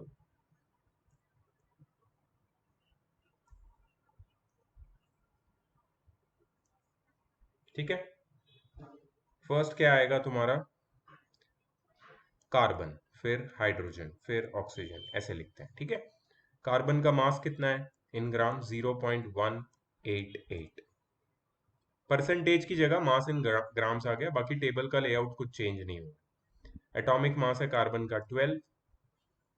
ठीक है, number of atoms, यहां पे एक नई चीज आई है, नंबर ऑफ एटम्स, जिसके जगह पे पहले क्या होता था? ये जो नंबर ऑफ एटम्स है ना, नंबर ऑफ ग्राम एटम्स है एक्चुअली. ठीक है, नंबर ऑफ ग्राम एटम्स, इसकी जगह पे पहले होता था एटॉमिक रेशियो, तो यहाँ पे आ गया नंबर ऑफ एटम्स. ठीक है, नंबर ऑफ ग्राम एटम्स भी बोल सकते हो उसको. तो नंबर ऑफ एटम्स या number of gram atoms is equal to mass in grams upon atomic mass. ठीक है, ये होता है 0.016. ठीक है, hydrogen 0.062 grams hydrogen, atomic mass 1. 0.062 divide by 1 is equal to 0.062. Oxygen 0.25, atomic mass 16. So 0.25 by 16 is equal to 0.016. Right? Simplest ratio. इस सब में से जो छोटा है नंबर, सबसे छोटा नंबर वो ये है. बेसिकली ये भी सेम ही है. ठीक है, so we will divide all the number of atoms by the smallest number of atoms to get the simplest ratio. 0.016 divided by 0.016 is equal to 1. 0.062 divided by 0.016. अब इसका आंसर कुछ 3 पॉइंट समथिंग समथिंग आएगा, round of करके लिखो 4. ठीक है, यहाँ पे 0.016 डिवाइड बाय 0.016 कितना आएगा? 1. You got all the simplest ratios, so therefore empirical formula is equal to CH4O. H4O। तुरंत एम्पेरिकल फॉर्मूला वेट भी निकाल लेते हैं। 12 plus 4 into 1 plus 16, that is 16 plus 16, that is 32। ठीक है, हमें इसका वेपर डेंसिटी दिया है, सो molecular weight is equal to 2 times vapor density, that is 2 times 32। remember vapor density 32, 2 times 32 कितना होता है 64, this is 32। ठीक है, now n तुम्हारा मैजिकल नंबर क्या है, molecular weight upon empirical formula wait. Molecular weight कितना है 64, एम्पेरिकल फॉर्मूला वेट कितना है 32, मैजिकल नंबर कितना है 2। ठीक है, सो n मिल गया मैजिकल नंबर। अब क्या बचा, molecular formula. therefore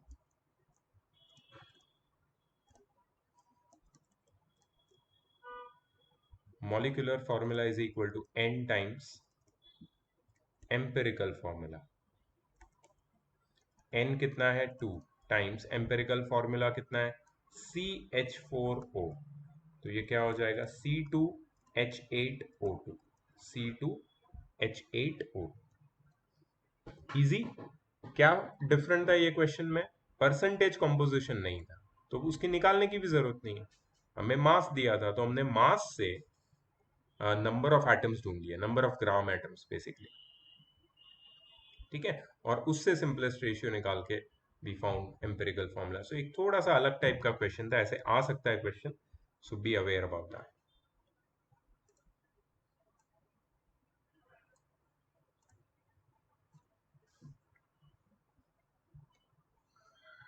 next question,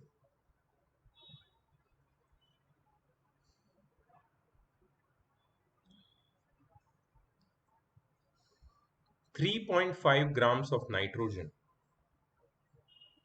combines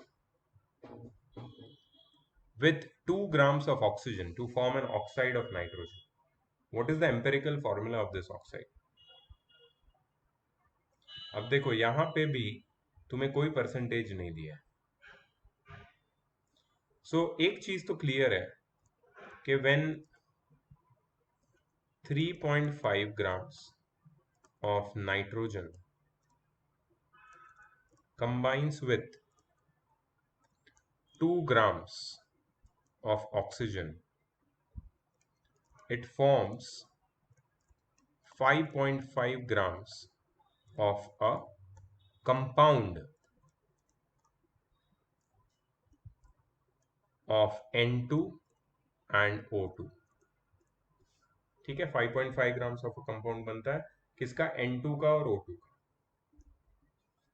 सो जब 3.5 grams of N2 2 grams of O2 के साथ कंबाइन होता है, it forms 5.5 grams of a compound of N2 and O2। ये बात हमें पता है।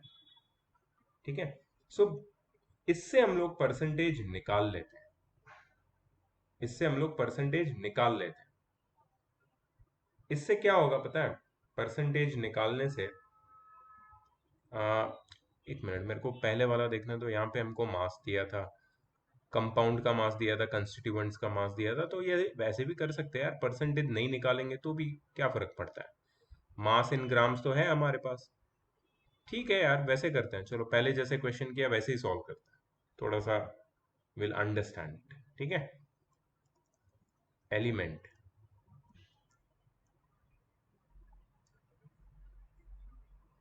यहाँ पे आएगा मास इन ग्राम्स,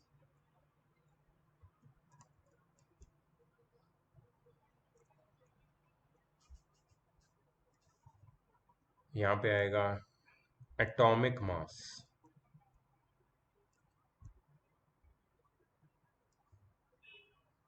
यहाँ पे आएगा नंबर ऑफ एटम्स या number of gram atoms, and the last column is simplest ratio.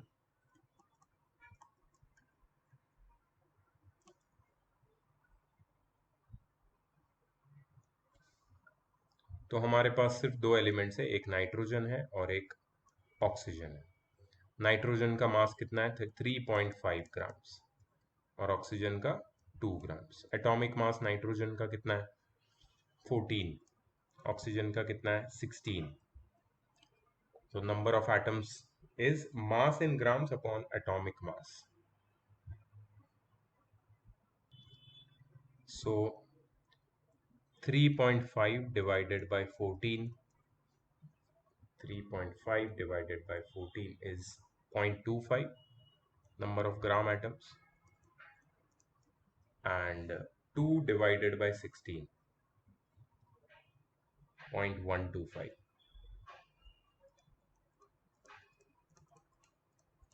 दोनों में से जो छोटा रेशियो है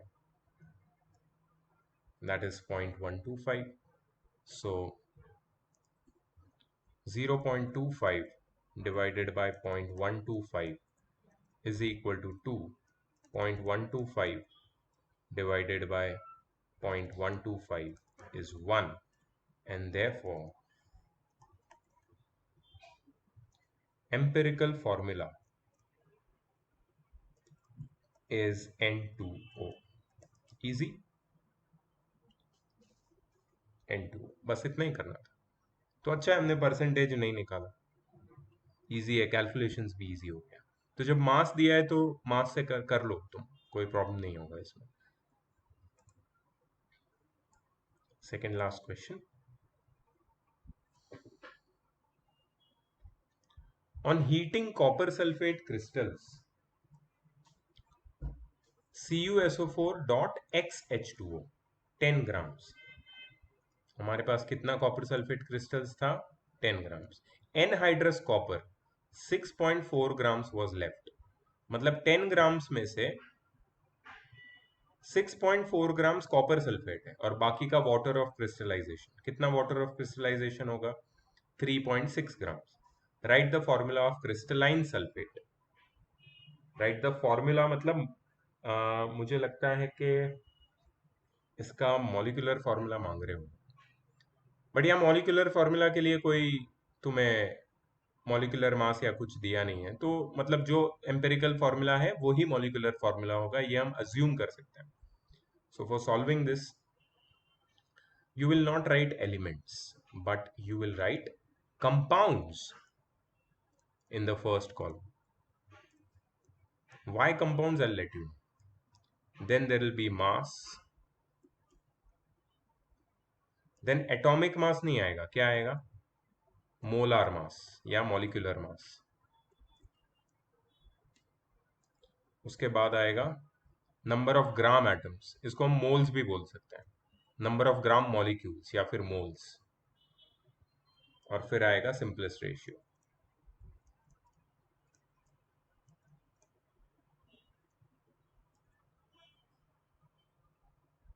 ठीक है, सो CuSO4 और यहां पे आएगा XH2O।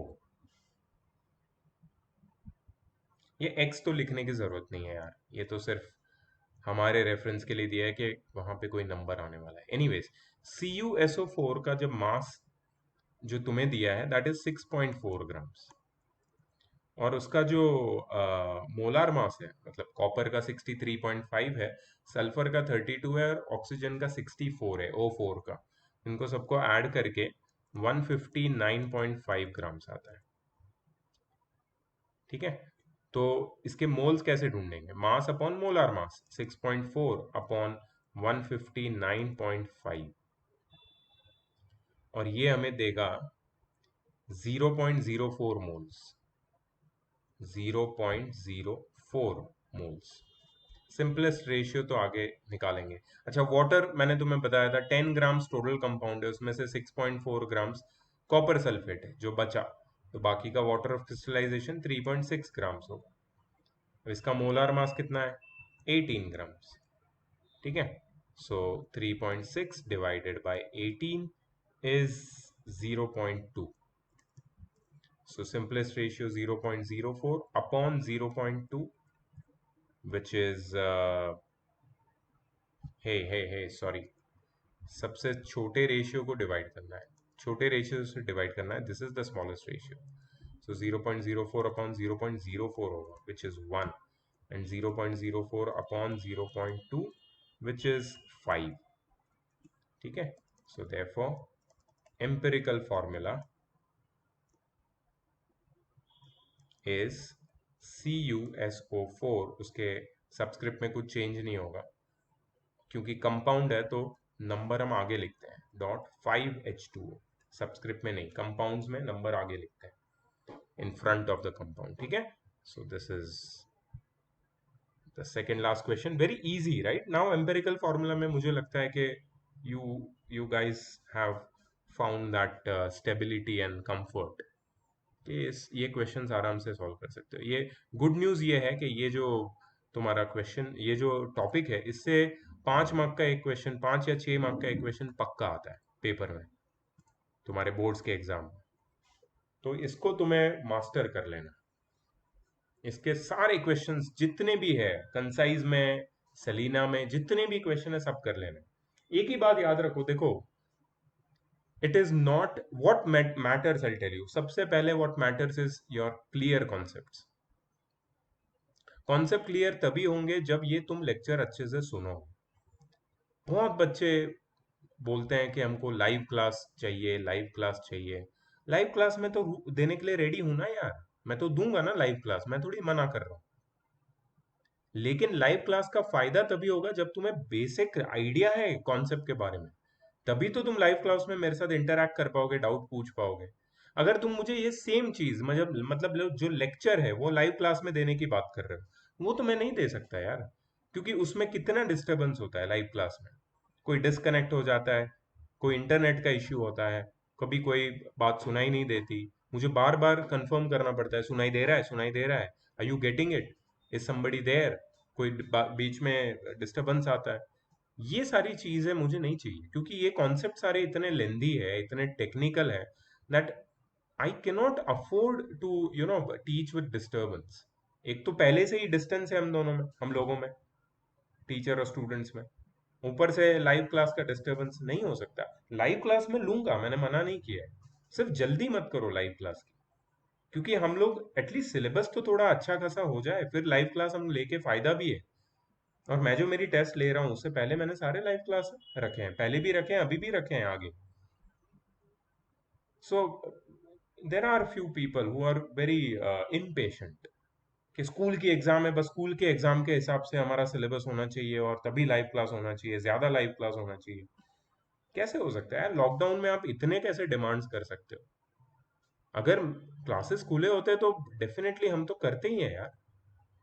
और हमारा सिलेबस कुछ बुरा नहीं जा रहा है, केमिस्ट्री में हम पीछे थे, अब देखो ये बड़ा चैप्टर हो गया, ये बड़ा चैप्टर तुम्हारा खत्म हो गया, अब कैसे फटाफट खत्म हो जाएगा चैप्टर। सिर्फ एक चैप्टर लास्ट में बड़ा है, वो carbon and it's compounds, organic chemistry, बाकी सारे छोटे चैप्टर है। फिजिक्स में 50% हो गया,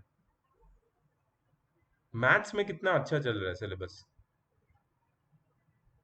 तो इतना मतलब इम्पेशेंट होने का कोई फायदा नहीं है, बिकॉज अगर कॉन्सेप्ट इंपॉर्टेंट है, अगर तुम्हें समझ में आना चाहिए, तो फिर जो मेथड से मैं सिखा रहा हूँ, I think it is correct, you need to trust that method. अभी इतने बड़े बड़े क्वेश्चंस लाइव क्लास में, तुम भी पक जाओगे यार, तुमको भी बीच में ब्रेक चाहिए रहेगा, तुम भी बोलोगे सर थोड़ा सा रुक जाओ, नहीं समझ में आ रहा है हमको, थोड़ा सा फ्रेश हो गए। वीडियो में तो है ना तुम्हारे पास इतना फैसिलिटी, कन्वीनियंस है तुम्हारे पास, कभी भी पॉज कर सकते हो बीच में, सोच सकते हो, थोड़ा सा रेस्ट ले सकते हो, थोड़ा फ्रेश होके आ सकते हो, खाना खा के आ सकते हो। लाइव क्लास में ये सारे रिस्ट्रिक्शंस आ जाते हैं।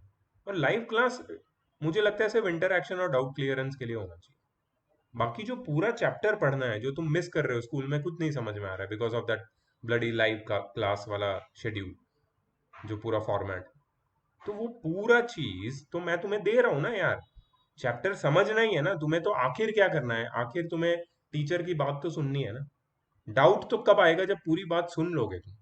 बीच में ही जो लोग डाउट पूछेंगे, तो पहले मैं उनको बोलता हूँ पहले पूरी बात सुन तो लो मेरी, बाद में डाउट हम लोग करेंगे ना डिस्कस। मुझे तो लगता है कि लेक्चर में डाउट आना ही नहीं चाहिए। डाउट तभी आता है बच्चों को जब वो होमवर्क करने बैठते हैं, जब उनका एक्सरसाइज होता है, और उसके डाउट के लिए हमको लाइव क्लास करना चाहिए। ठीक है। सो प्लीज ऐसा मत सोचो कि लाइव क्लास नहीं हो रहा है तो हमको बोर होता है वीडियो देखने में। अगर तुम्हें वीडियो देखने में बोर हो रहा है ना, अगर तुम्हें वीडियो बोरिंग लग रहा है, मतलब तुम्हें मेरा लेक्चर भी बोरिंग लगता है, तुम किसी ना किसी तरीके से बोर होने का बहाना ढूंढ ही लोगे। चाहे तुम वीडियो से हो जाओगे, या लाइव क्लास से हो जाओगे, या लेक्चर से हो जाओगे, या पूरे प्रोसेस से, पूरी पढ़ाई पढ़ाई से बोर हो जाओगे, क्योंकि तुम बोर होने का बहाना ढूंढ रहे हो। तो वीडियो बोर होने का बहाना नहीं है, उसको मत बनाओ प्लीज। मैं बहुत मेहनत से बनाता हूँ ये वीडियो। चलो लास्ट क्वेश्चन है, काफी लेक्चर दे दिया मैंने तुमको। क्या है ये देखते हैं। 0.29 grams of hydrocarbon with vapor density 29 when burnt completely in oxygen produces 448 ml of carbon dioxide at STP. From the given information calculate. Oh, very nice, very interesting question. चलो, तो सबसे पहले लिख लेते हैं information. Mass of hydrocarbon is equal to 0.29 grams.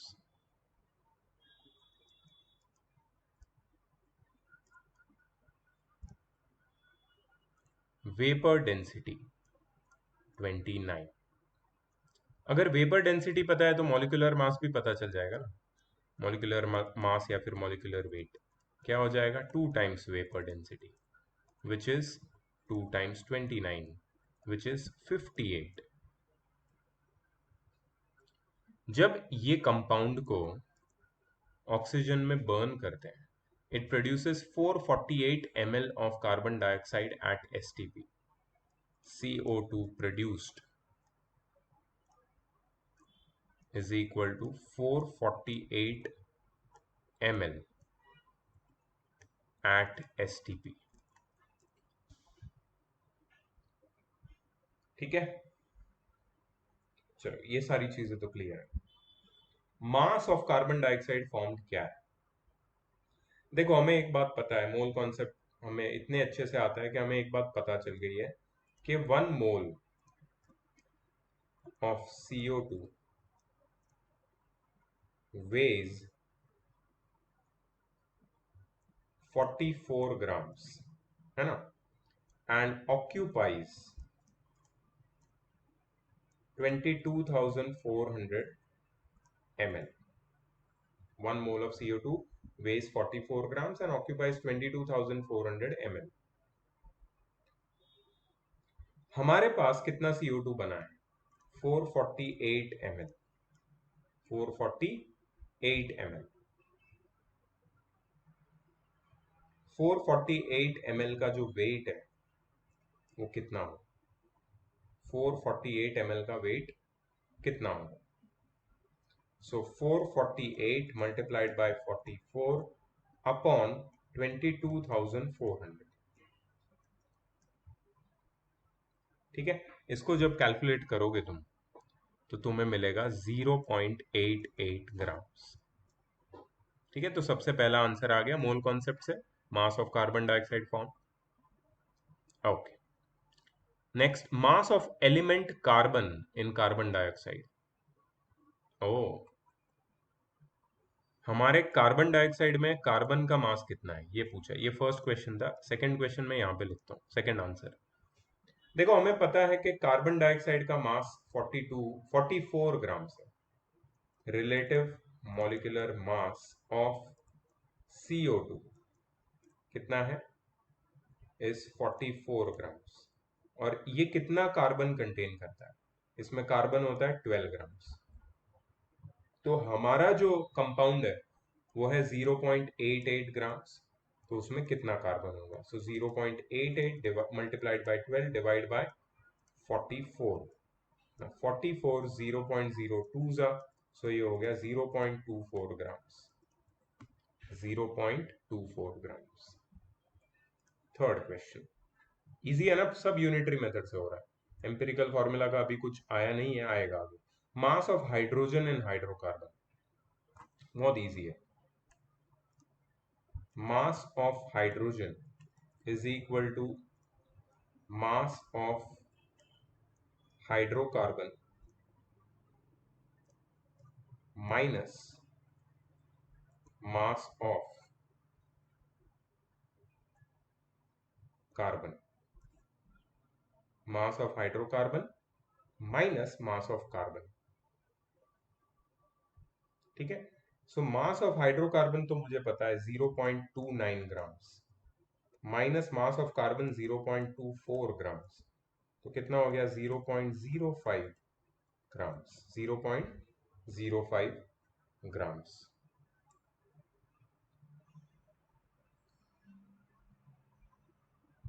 Empirical formula of hydrocarbon.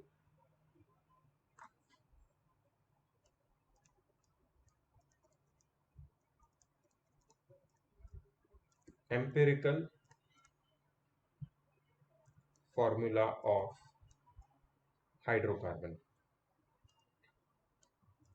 इसके लिए तो टेबल बनाना पड़ेगा यार।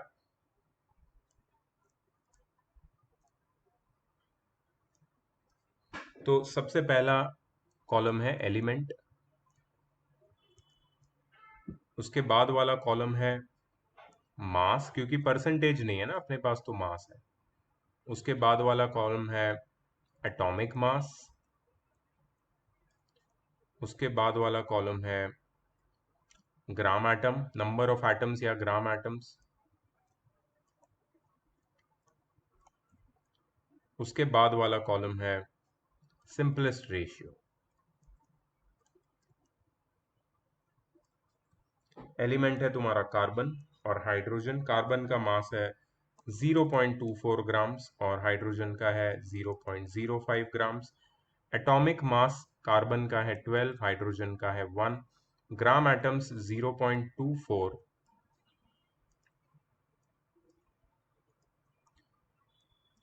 0.24 divided by 12, which is 0.02. And gram atoms of hydrogen is 0.05 by 1, which is 0.05. दोनों में से छोटी वैल्यू ये है, तो नाउ वी नो किससे डिवाइड करना है। 0.02 divide by 0.02 is equal to 1। 0.05 divide by 0.02 is 2.5। अब ये 2.5 है, इसको मुझे होल नंबर बनाना ही पड़ेगा। तो मिनिमम क्या नंबर में मल्टीप्लाई कर सकता हूँ 2.5 से, तो वो होल नंबर बन जाएगा 2। तो दोनों से 2 मल्टीप्लाई करना पड़ेगा। तो इससे भी 2 मल्टीप्लाई करेंगे, इससे भी 2 मल्टीप्लाई करेंगे, ये हो जाएगा 2 और ये हो जाएगा 5। सो एम्पिरिकल फॉर्मूला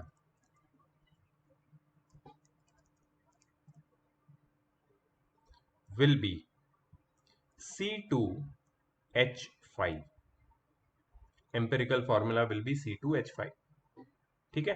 अभी ये तो फोर्थ क्वेश्चन हो गया, लास्ट क्वेश्चन मुझे लगता है मॉलिक्यूलर फॉर्मूला होगा। Molecular formula of hydrocarbon. देखो हमें ऑलरेडी पता है कि इसका मॉलिक्यूलर वेट 58 है। ठीक है। Let's find the empirical formula wait. C2 मतलब 2 times 12 plus 5 times 1, that is 24 plus 5 which is 29। so जो तुम्हारा मैजिकल नंबर है that is molecular weight upon empirical weight, that is 58। molecular weight 58 है जो मैंने पहले निकाला था, upon 29 which is 2। Magical number आ गया। now molecular formula is equal to 2 times n times, मतलब 2 times empirical formula। ठीक है। सो 2 times C2H5, that is C4H10। क्या है? C4H10, that is the molecular formula। समझ में आया? कितने क्वेश्चन हुए इसमें?